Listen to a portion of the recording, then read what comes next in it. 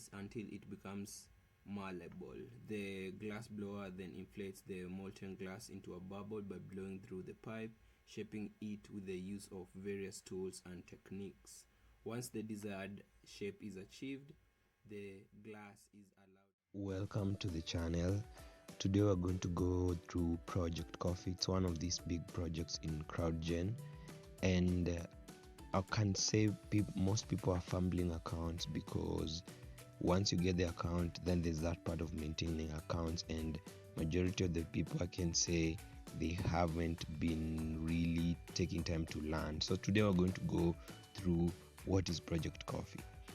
So it's a Crowdgen remote data labeling and AI training project where you review and annotate short piece of text, audio, or images to help improve AI systems.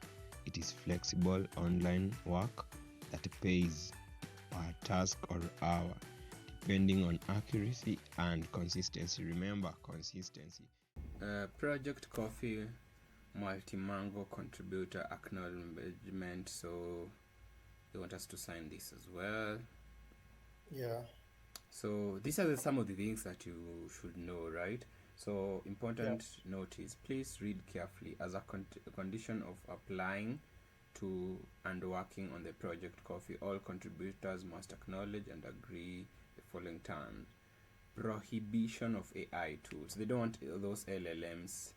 So the use of any learning language model, ChatGPT, including but not limited to the use of AI tools, including but not limited to ChatGPT, Gemini, Cloud, Copilot, or other learning large language models and automation tools to produce answers, questions, or make decisions during the qualification. So I think they don't want that. So, but of course you have to use that because you can. Of course. Yes, yeah, for sure, for sure. There's no way you would actually not do it, you know. So, let's see. So, monitoring and so this I can say most of the people are super ignorant when it comes to just getting all this done because they end up using these things anyway in the rush of Yeah. it all.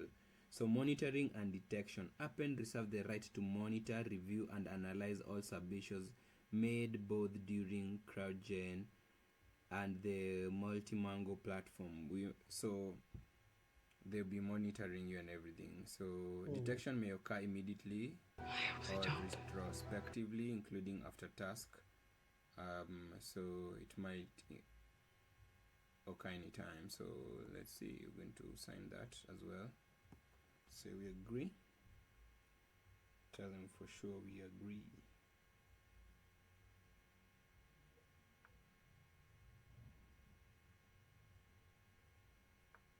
Dun, dun. So let's wait for them to load.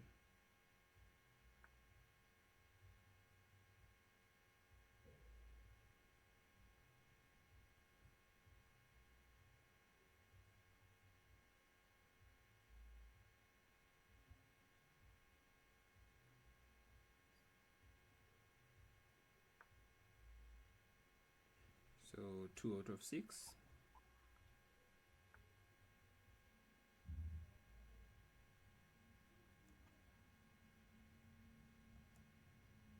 One of English one. country first. Yeah, 101 attempts. So you're going to go help us determine. So you can listen to it. It's like 4 minutes long. Yeah. And then you can take that short test. Okay.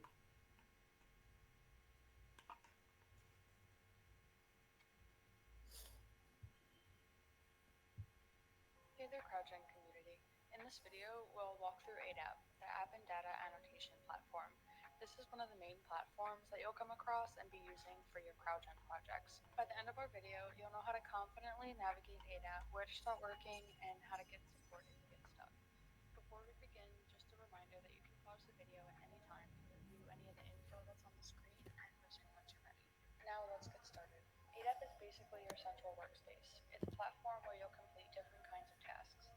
things like annotating images, evaluating social media videos, recording audio, or answering task-specific questions. Think of it as the hub where tasks are presented, completed, and submitted. When you're working on ADAP, there's a few main things to know. At the top of the task page, you'll see your instruction button. Always take a moment to review this before getting started. It's the quickest way to make sure that your work meets the project requirements. On the right side, there's an abandon or give up option. You can use this anytime that you're not feeling confident about a task. Don't feel pressured. It's better to skip than submit something incorrect. At the bottom, you'll see submit and continue. Once you're finished with your task and you're confident that you're done, you can click this button to submit your work. A new task will automatically load for you. In the top right corner, keep an eye on the task timer. If the timer runs out, you won't be able to submit and your work may be lost. When you're done for the day, you can also click log out under your name in the top right menu and close your browser for extra security. And last but not least, if you see a thank you screen, that just means that there's no work available at the moment. You can always come back and check later. You may run into errors from time to time while using ADAP, so here are a few that you may see and how you can fix them. If you get a tool error, this usually means it's a browser issue. Try switching up your browsers, opening up an incognito window, enabling third-party cookies, or making sure view.appen.io allowed in your settings. If issues continue to persist, you can always send in a support ticket with details like the browser version, device, and a screenshot. It'll help your support team resolve things faster for you. Now let's talk about the queues, because one of the most common questions that comes up is why is there not work showing up? Or why am I hitting the thank you, no work available screen? Task supply depends on project load, and availability changes by time zone. If you don't see tasks, it doesn't mean you've done something wrong, it just means that there may not be work in the queue at the moment. For fairness, contributors are expected to only work on tasks that you know you can complete. If you know you can't finish something or don't feel so confident on it, abandon it so others can pick it up. You can check in at different times of the day since queues refresh pretty often and contributors may release tasks that they can't complete. Staying engaged in community Slack channels is also a really great way to hear about task announcements and availability. When working in ADAP, a few best practices can make your experience much smoother. Just make sure you always read the instruction carefully before you start. Some projects include extra reading materials or have special requirements, and checking them first helps avoid errors. Clear your cache or try a different browser if you run into any issues or errors, and log out when you're done to keep your account secure. Make sure you're using the correct format when uploading data files, for example, MP4 for videos and JPEG for images. Submissions in the wrong format can't be processed. Be sure to answer all of the questions on the task page, including side questions. Double check that nothing is left blank. Keep an eye on the task timer in the top right corner. Certain projects have time limits, so submit your work before the time runs out to make sure that it's safe to be submitted. Finally, always review your work before submitting. Small mistakes can add up, so a quick check can go. And that's about it for our ADAP walkthrough. Now you should feel confident about navigating the platform, finding common goals, and understanding the risk. By staying familiar with these steps, we hope that this will improve your experience using other tools. Thank you so much for watching, and we'll see you in the next video.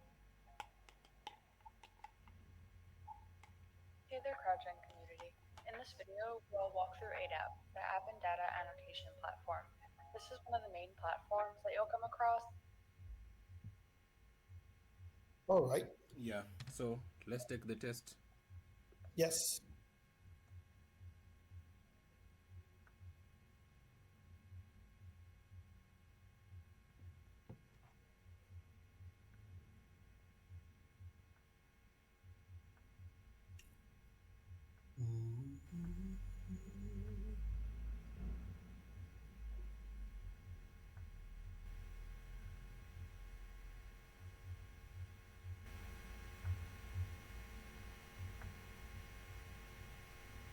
Yep.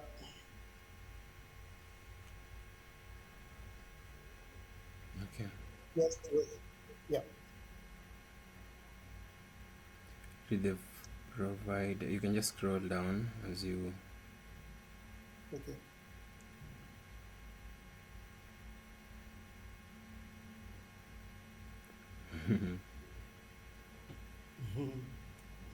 Passage the Asian. Read the point. Okay. All right. Go on. So in the passage, the ancient art of gas blowing, which involves inflating molten glass into a bubble with the aid of blowpipe in a technique that has been practiced for centuries. Has been practiced for centuries. The process begins with gathering a small amount of glass on the end of the pipe blow, which is then heated in a furnace until it becomes malleable. The glass blower then inflates the molten glass into a bubble by blowing through the pipe, shaping it with the use of various tools and techniques. Once the desired shape is achieved, the glass is allowed to cool slowly in a process known as annealing to prevent cracking. Question: what is the main purpose of to prevent cracking now, right? D. Yes, what is the main purpose of annealing in the glass is to prevent cracking. Yes, I guess, but they're still B. testing the English, you know? Yeah, yeah. Yeah, so they're testing the English. That makes, It's just a long story, and then they ask you. I'm telling And you, then this is one of one. Like, you can't fail. If you fail this, that's it. that's it. Yeah, if you fail this, that's it.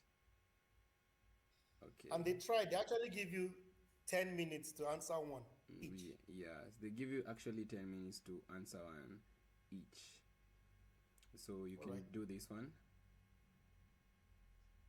The invention of the printing press in the 15th century revolutionized the way information was disseminated.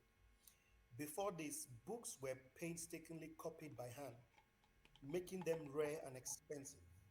With the advent of the printing press, knowledge became more accessible to the general public, leading to significant cultural and intellectual advancements across Europe. Question: what is the primary focus of the passage?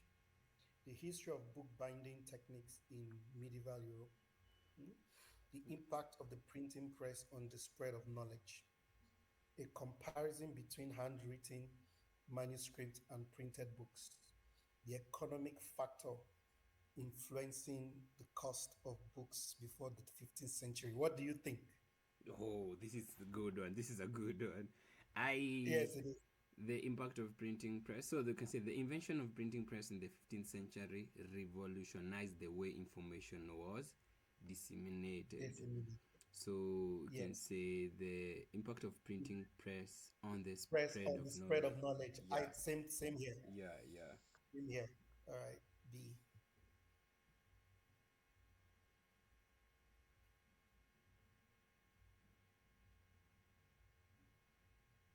And then you submit. Okay. So you go. The Sapir-Whorf hypothesis, also known as linguistic relativity, proposed that the structure of a language affects its speakers worldwide or cognition, and thus people perceptions are relative to their spoken language. There are two versions of principles: the strong version, linguistic determinism, which states that language entirely determines thought, and weak version, linguistic influence, which propose the language only influences thought. Most linguistics today support the weaker version of this hypothesis. Question: which of the following statement best reflects the modern linguistic perspective of the Sapir-Whorf hypothesis? Language completely detects the scope of human thought. Language has no discernible effect. It has, for sure, it has effect on cognitive Mm, mm, process, as mm, they mm. are explaining. Also known as linguistic relative, they propose that the structure of a language affects its speakers' world. So B is out of language can influence, but not entirely control thought pattern. Language is pure neutral tool for communication. Language completely detects the scope of human thought.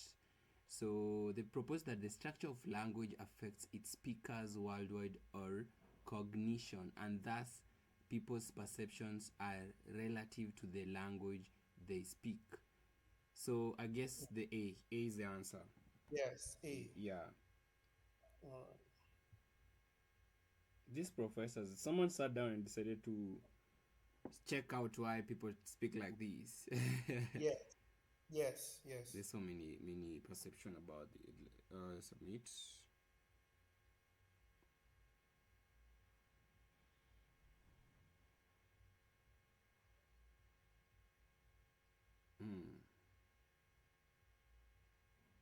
You can go with this one. All right. Wait, what are they saying? Okay. The Sapir-Whorf hypothesis, also known, is the same? It's I the think it's same the thing, same. but a different question, right? Some of your answers Why not what we weren't what was so that you expected. can get next item Are you correct? kidding me? Yes. So okay, continue. Let's go through this together. Please review the following messages so that you can get the next items correct. Okay. Okay. So A is not correct. Mhm. For the question title selected best answer option, you answered A, but the correct answer was C. Okay, language can influence but not entirely control thought patterns. We said completely. A. Completely. Okay. If you Completely. believe that this first test question is unfair or incorrect, please let us know below. We'll review this item for friends accuracy. That's okay. This test question is unfair. Okay. That's okay, Abby. Yeah, that's okay. That's okay. We don't want to start going back and forth. So continue, right? Yeah, continue.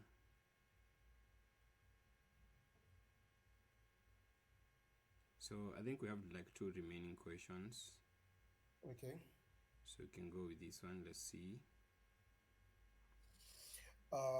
The development of the printing press in the 15th century. I hope. Okay. Okay. Okay. Okay. Sounded like you read it before. They The have. development of the printing press in the 15th century revolutionized the dissemination of knowledge in Europe. Yeah. Before its invention, books were painstakingly copied by hand, making them rare And and expensive. expensive. With the introduction of text, movable type, text could be reproduced quickly and in large quantities. This innovation not only made books more accessible but also facilitated the spread of ideas, contributing to the Renaissance and scientific revolution. Question: which choice best describes the impact of the printing press as discussed in the passage? A. It increased the cost of producing books. That's wrong. B. Yeah, Yeah, it that's made books more widely available and accelerated the spread of ideas. Correct. yeah. It was primarily used for religious texts and had little impact on scientific advancement. They didn't mention religion. They It didn't. replaced the need for handwritten manuscripts entirely. That one is part of the answer, That but one. It made books more. yes, it Yeah. makes it more widely Uh, available and yeah. accelerated the spread of ideas. For sure. For sure. Yes, so it's B. Yeah. B. Submit and continue. If we get this B correct, we should have hit the pass mark. Yeah. Let's see. Let's see. Ah. Yes, now we have That. already hit the pass mark. So Yeah. Back in them schools, the papers. So they have yeah, the development of pianos in the 18th century led to significant advancement in the music composition, as musicians could now create complex melodies with a wider range of notes. Question: what was a major outcome of development of pianos in 18th century? Question option A decline in the music popularity. Wow, the A is always like wrong, right? yes, The creation of simpler music composition. No, it led to the complex. An expansion of tonal range in music composition. A reduction of number of musicians. I think C. C. Yeah. Let me read it again to you. Okay, go The through. development of pianos in the 18th century led to significant advancement in music composition as musicians could now Yeah. create complex melodies with a wider range of tones. Yes, that is it. Yeah.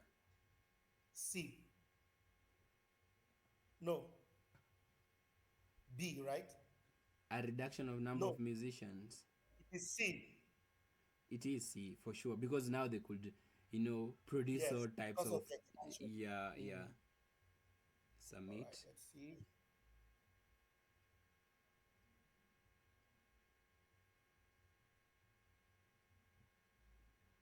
Yep, Yeah, we got it. we got it. We got 80%.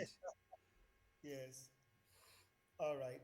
Yeah. In linguistics, the Mm-hmm. concept of cooperative principle suggests that people engaging in conversation aim to be truthful, relevant, clear, and provide sufficient information.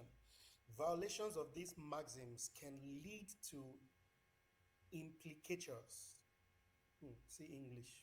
Mm. Where listeners infer meanings beyond the literal words spoken. Okay. For example, if someone asks, "Do you know where the post office is?"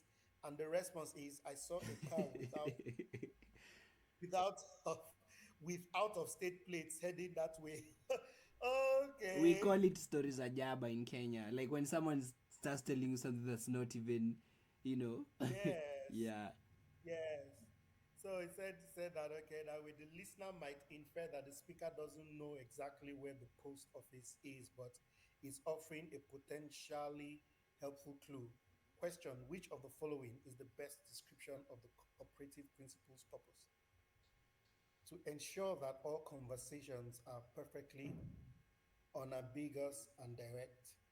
B, to explain how people manage to communicate effectively even when not being completely explicit, to encourage speakers to always provide as much information as possible regardless of relevance, to prevent listeners from making inferences or assumptions about what a speaker intends.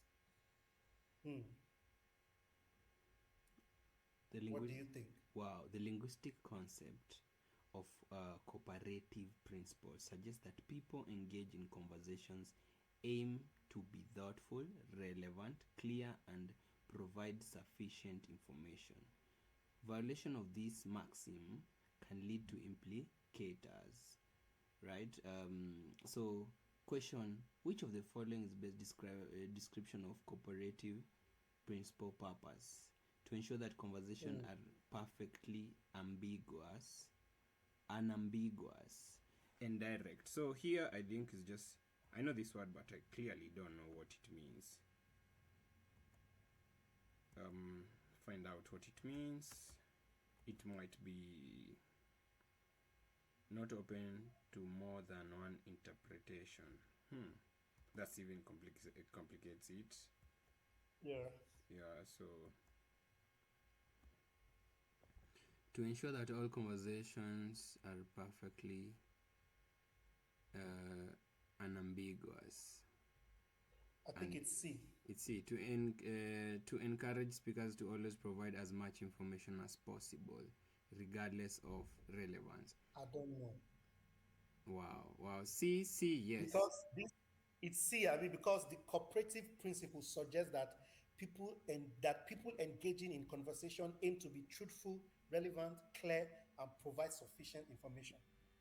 Yes, so it can't be unambiguous because they just made up Cannot a. be unambiguous. Yeah, they just Yes. came up with a word so that they can. So the answer, I think, is to encourage speakers to always provide as much information as possible. I think that because they are saying the concept of cooperative principle suggests that people engage in conversation aim to be truthful, relevant, clear, and Yes. And provide provide sufficient. I think sufficient C for sure. Check C.